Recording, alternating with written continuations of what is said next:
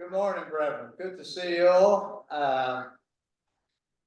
It's a special morning because we got a few visitors this morning, visitors we haven't seen for a long while, and it's always good to catch up with, especially Maxine. Haven't seen her for a while, and I know we got brethren from Victoria. It's great to see you, and I think there's others as well.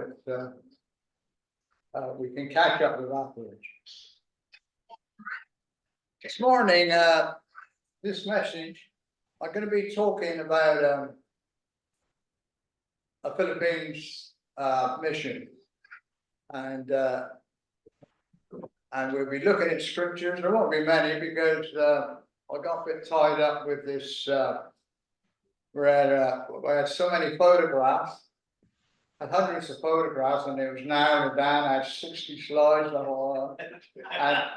then I had a concert to go to in the city last night. This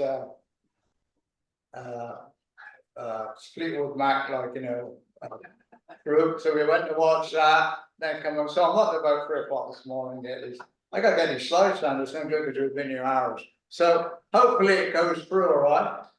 And hopefully I can explain to you what's going on. I hope for our visitors and maybe you can get some out of it. This is just a mission work, and some of you are familiar with what we've done for 20 odd years now, and it's been going on. So I'll start with the slides and we'll go through it. Okay. So the first one here is talking about the trip we had. It was the Philippine mission. We went for 2 weeks in January. We only got back 3 weeks ago. Andy, myself, and John Sisson. We went to Cebu, to Verona, and Tarlac, then on to St. Joe's in Port Princesa. So just there is it's don't lose a smart.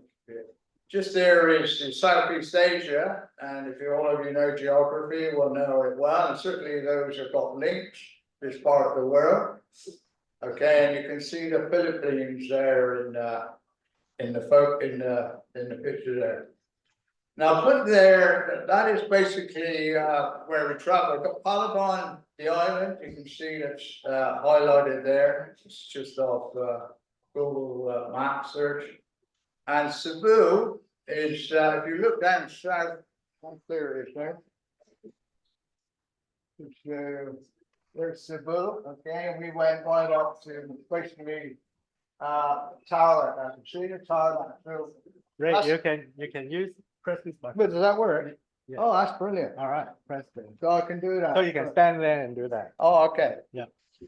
Learn something again. Look at that. That's great. So just press that red one? Yeah. Okay. So there we are. There's Cebu. Okay, we went there from Singapore, and we went up to Tarlac, Panaki, and then we flew back to Cebu, and then we flew to Palawan, Port Princesa. But we'll talk a bit more about it. Let's just give you an idea of the trip we did. All that from Adelaide, it was 8 flights, and 4 of them long, and 4 of them quite short once you got into the Philippines. Anyway, I need to keep moving because I know what we do. We're lag behind here. So before we talk about the trip and what we did, I just want to bring up a couple of scriptures, and we'll finish with a couple of scriptures. Okay, so it's not so much a sermon this morning, but just to focus on what's going on, and that we all have a responsibility to be part of mission work and whatever's going on. Okay, we need to be part of it, and we all need to spread the message about Jesus, because that is a great mission we have in our lives, to keep spreading the message about Jesus Christ, our Savior. So in this passage here, we can read, and Jesus came. Can I ask that, Ruth, can you make that slide just a bit bigger? Can you make that just a bit bigger? Great. I'll just, yeah, Voice must be good. That's fine. Thank you very much. It's just I couldn't quite read the slide properly. Okay, in Matthew 28, 18 to 13, authority command that Jesus gave to his disciples to spread his gospel to the world. Verse 18, and Jesus came and said to them, all authority in heaven and earth has been given to me. Go therefore and make disciples of all nations. In other words, go out to the world, all nations. Baptizing them in the name of the Father, and of the Son, and of the Holy Spirit. Teaching them to observe all that I have commanded you, and behold, I am with you always to the end of the age. So just 3 quick points there with this is Jesus giving his biggest command really to his disciples before he departs from this earth. And Jesus, in verse point 1, Jesus assured them of his power, of his authority. Nothing was outside the power of him who had died and conquered death.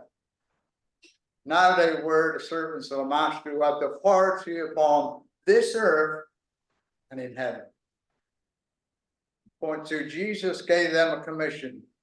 He sent them to make all the world, his disciples, out into all the nations. The commission of Jesus is to win all men for himself. That's what our Lord wants.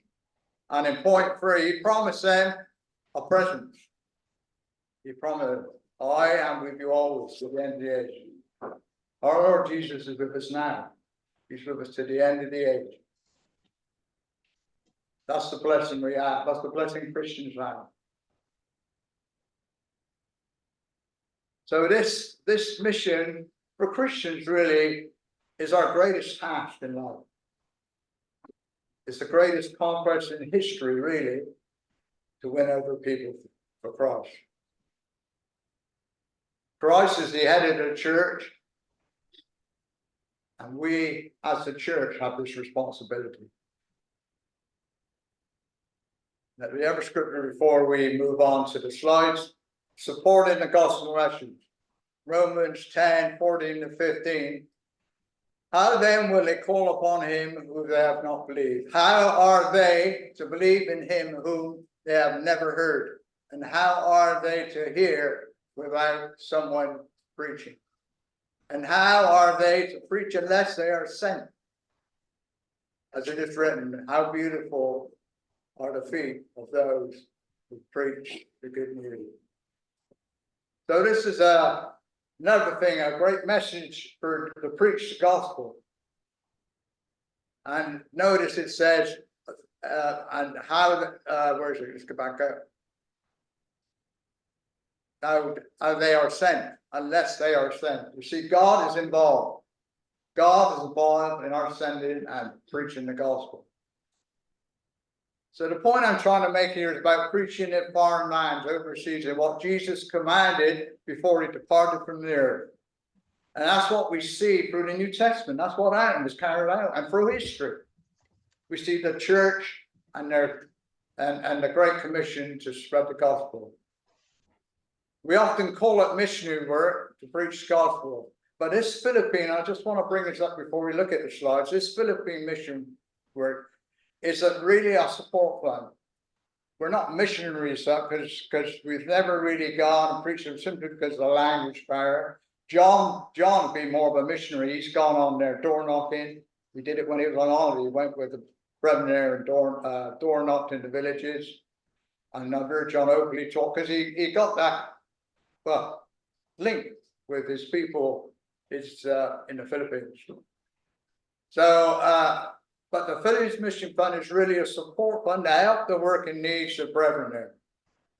And I think it may be a good idea we call it a support fund. And even now I'm thinking it because of all these, I looked at all these pictures that we're going to put something up on WhatsApp mainly, and it's back every month, instead of every 3 months put a report up, put it 1 month, every month. So we are connected. Because I feel this 3 month thing is made us disconnected us a bit with what's going on. that's just thoughts I have, and I am talking to the other brothers involved about that. Okay. Just a quick information on the Philippines. The population is that's wrong. It's about 114 million now. I meant to change it. I didn't. In 2020, but it's estimated now to be 114 million. Has 7,641 islands. That's incredible. That are broadly categorized under the three main geographical divisions of north to south: Luzon, Visayas, and Mindanao. Talaga and English are official languages, but there are different other spoken, 120 under the same. So you can see how diverse they are. The Philippines is the most vulnerable country to typhoons, earthquakes, and volcanic eruptions in the world. The frequent occurrences cost the country lives, illness, malnutrition, and denial of education and health service. Filipino farmers are some of the most vulnerable because floods and landslides severely affect their crops and income. Many average, and this is an old one, it's $330 a week.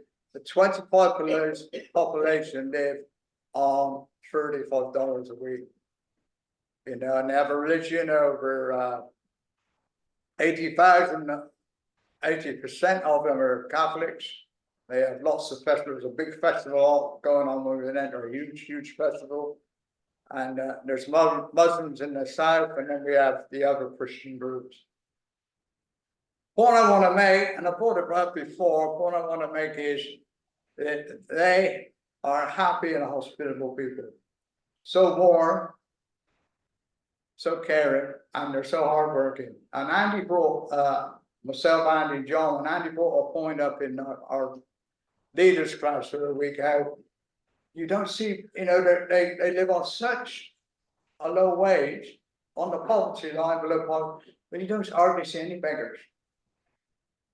I experienced, in all I travel, I experienced one beggar in Cebu, and even then, I think it was like, you know, someone who was scratching, and got quite annoyed when I feel, because I didn't have no money on me, that's why.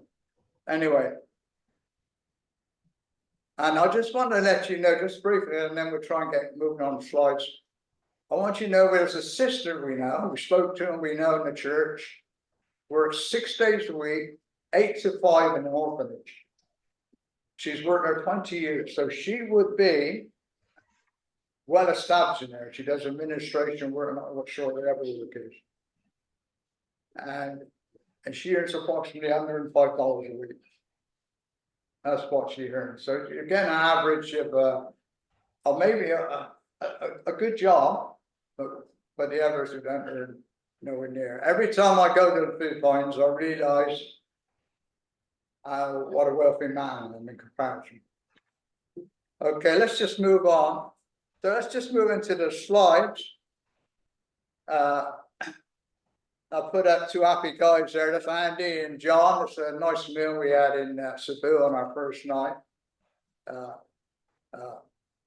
And the other one is in picture together with brethren. But I just wanted, before I want to make a start, I just want to thank them brothers. John is so vital because of his knowledge and his help. He's our leader and really he's our carer. And he's so vital. And Andy, for this trip, who set up the WhatsApp up in the north and the south where we go.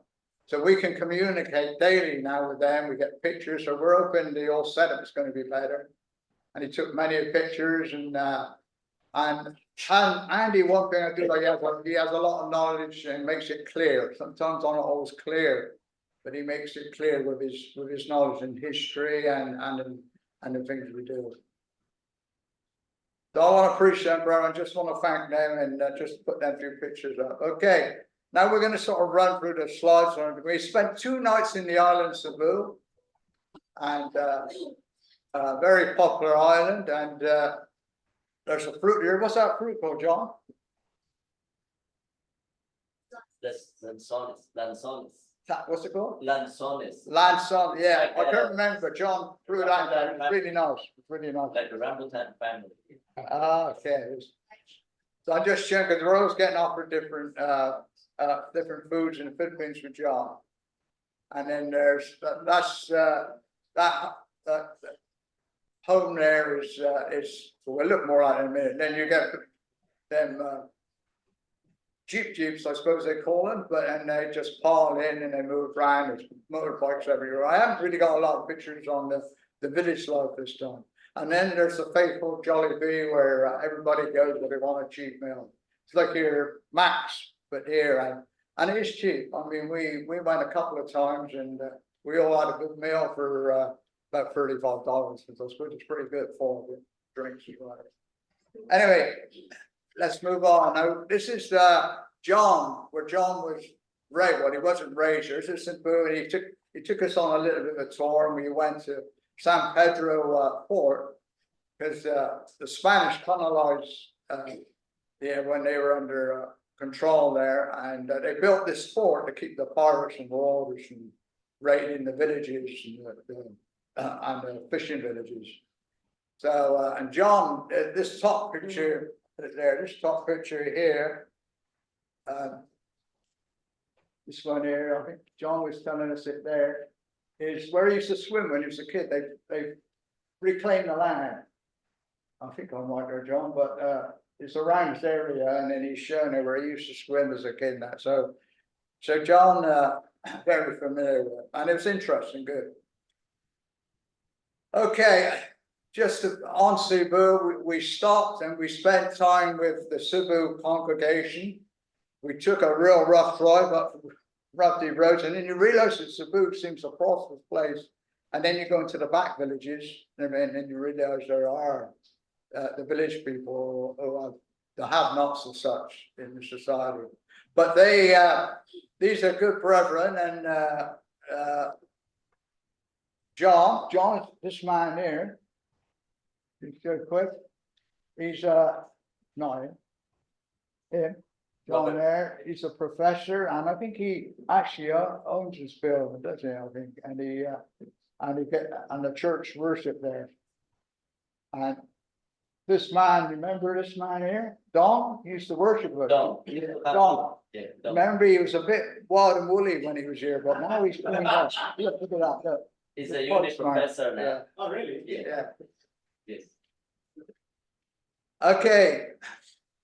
All right, this is where we moved on from Cebu. We flew up to Girona, or we flew up to the old American airbase, Clark International, and I think the Americans are actually coming back anyway. And we flew there, and then about an hour, we took an hour's drive to Girona. That's where we stayed in a hotel, and it's just up the road from Paniqui, where the congregation we held with. And it's far better flying, and I can tell you, even though we have to fly and mess around a bit, and go into Manila and then get on a 4 or 5 hour trip. It takes about 3 hours just to get out of Manila. And then I miss the experience in Manila, but not the drive home. Okay. Sorry. Let's get rid of that. Get back to this. Okay. Here, brethren, I want to just talk a bit about just briefly about these brethren. This first night was at James and Myers' home with a barbecue. He has a home there, and we had such a lovely evening. We were sort of under the stars, and I think there's a mango tree there, and we just had a barbecue. And so we just caught up, and that's some of the brethren who we support. We'll talk about that in a minute. I just want to talk about the bottom picture, this one here. Press them on, sorry. Go back. Okay. This bottom picture there. That's we went to visit Mar, the fellow in red t-shirt. We used to support him.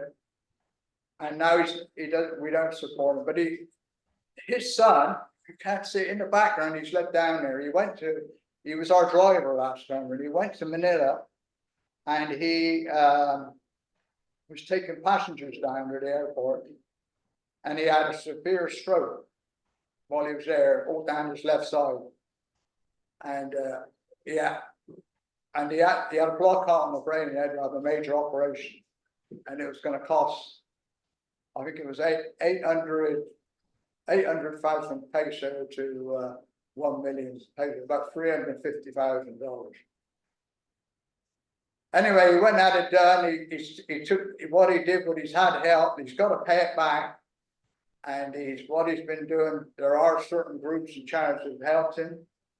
He had a bit of land where he was growing and making money. He's had to lease that out so people can make money on that land.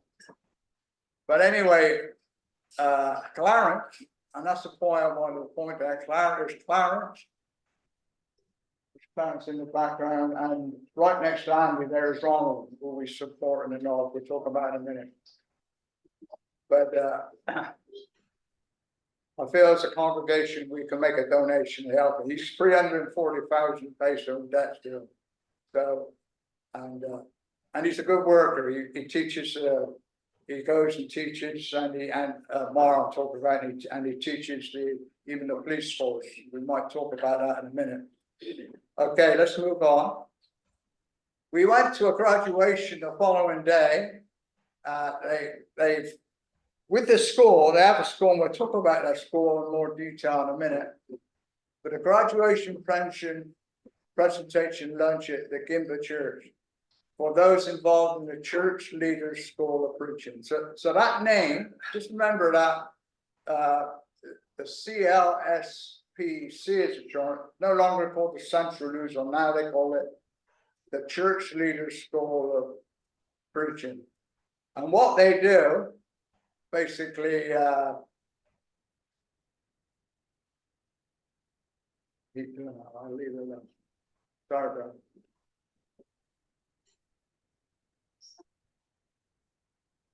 What they do, you press the wrong one.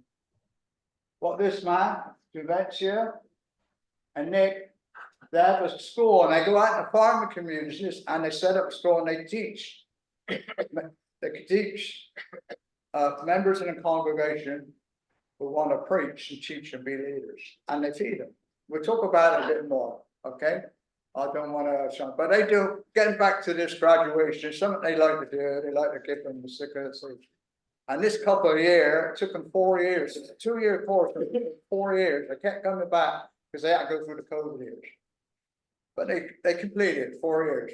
And there next to it is, we get a presentation for the church. We're all supportive of it. Okay. And there's pictures there, the graduation. That's the group there. And Andy was asked to give a last minute inspiration speech to the congregation. He did well with it, actually, soulmate. And then we had a luncheon.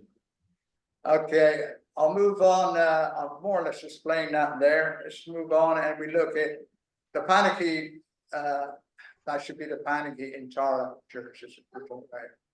That building there you see at the top, okay, is what they built. When we were there last time, 2020, it's the bottom picture, it's just the land. And they with the COVID years, they've all got together and got material, and they built these places themselves. They haven't got the restrictions we got here. They can build it, they call them little chapels, but they can build them there, where they can all maybe up to, I don't know, as much as we got here maybe, probably not quite so much. And they've done a really good job in 4 years.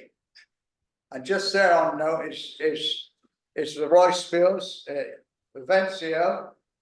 We support, he does have some rice fields. Like I said, there are working men, they're always looking how they can support themselves and help themselves.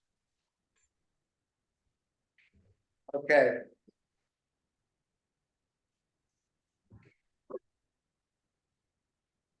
Sunday morning worship at Panagantara. This is Michael here, Kahooligan. He's a new young man we support, and he does the preaching and such when Nick and Vince go away and do the school. They go away for a couple of weeks and do the school out every 6 weeks or something like that. And that school, I took a knock with the COVID, but it seems to be on the way back. I've just got pictures recently where they're in an area now where they had 6 students coming over. So hopefully they're gonna pick up again with that after these years. The man next to him, Ronald, this man is quite special as well. We support him. And if you see on the map, that's Girona, Dan Morris where they worship, and he works right up in the mountains in Farina. And he works with 2 congregations. He's preaching for 2 congregations on a Sunday. And then he goes all the way to, I ain't got the map, all the way to Kansas City, about 6 hours on his motorbike. And he works for them as well. But they've done this road, but the road is finished and he's looking to get in a vehicle. So something again, I'm asking Brethren and feeling that maybe, well, we spoke about in the ministry leaders team work, that maybe we can help him with that. Because there's a lot of travel, and he's got a wife and 2 children. Okay, they used to get on the bike in his sidecar and they go down and see. He's quite an incredible man, and he's getting baptisms there. He was getting pictures of the baptisms in their work. So he's one who is spreading the gospel. And this place is about 270 kilometers. So you got to remember it's pretty rough routine. It takes about 6 to 8 hours to get on the bike. But the road has been fixed now, it's improved, and he's looking to get a car.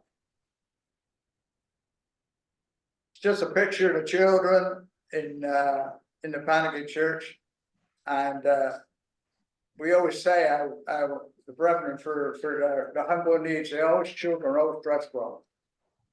They always dressed well and smart. They're like I said, they don't beg. They're hardworking people.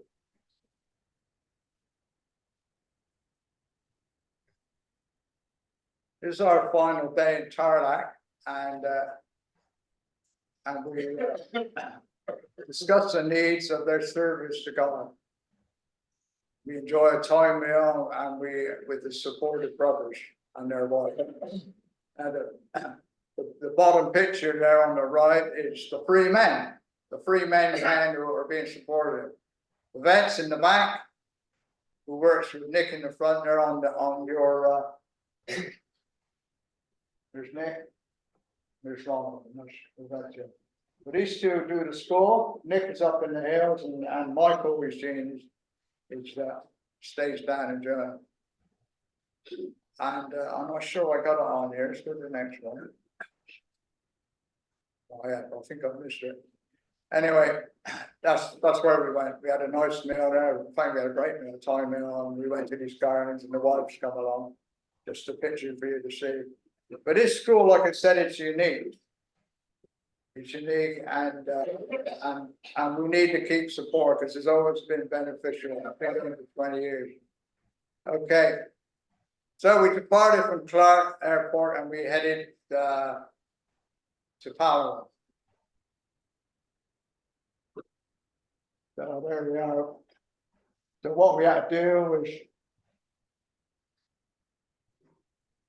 come up here, fly back to Cebu. That was the trouble. Fly back to Cebu and then fly to Palawan. We used to be able to fly direct, but unless you pay twice the price for the Philippine Airlines, you just can't do it.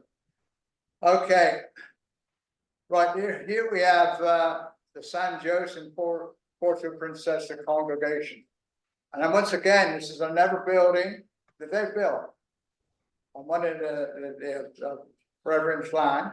He said, built the chapel, and they built this chapel. This has been over 6 years and it's developing. And they've got and this actual event here is their Thanksgiving on the 7th of January. They have a Thanksgiving every first Sunday of the year.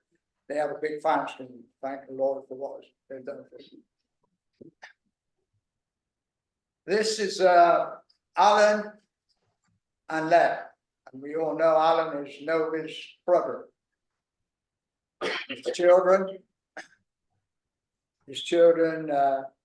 Bella and Abby.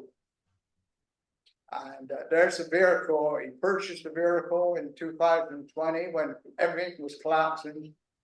And his bike, he couldn't make money on the bike because they stopped him going on the highway. They only go to back police to make money now. Well, he was getting support of it. And he made the decision prayer physician by the Spirit will do that. Okay, and he admits that most of the money goes to that bit, goes to that. But I'm not really here to talk about, you know, so much now. We'll talk about it when we have a congregation meeting. Anyway, yeah, we'll talk about it later. Let's move on. Here's the building again. Myself and Andy went one day with Alan had a look inside the building. There's Andy and Alan, and we're in the back room there, myself and Alan, looking at the classroom. They're in the classroom, there's a toilet there, and they're trying now to get a kitchen set up. And it will cost money, of course, but they do it. They just plod on and do it. That's what they're like. This is a visitation we done. This is Leah at the top. Leah and her son, and that's the mother there, that's her son Daniel. He's not very old yet. He has a few health problems. I can't remember what it was. But they got touches with him through the door, for the village door knocking, and she was baptized last month. Okay. Down here, we went and visited with Let's mother and father. They were Catholics, and they were and they joined the church. And his father only last month was baptized. And here is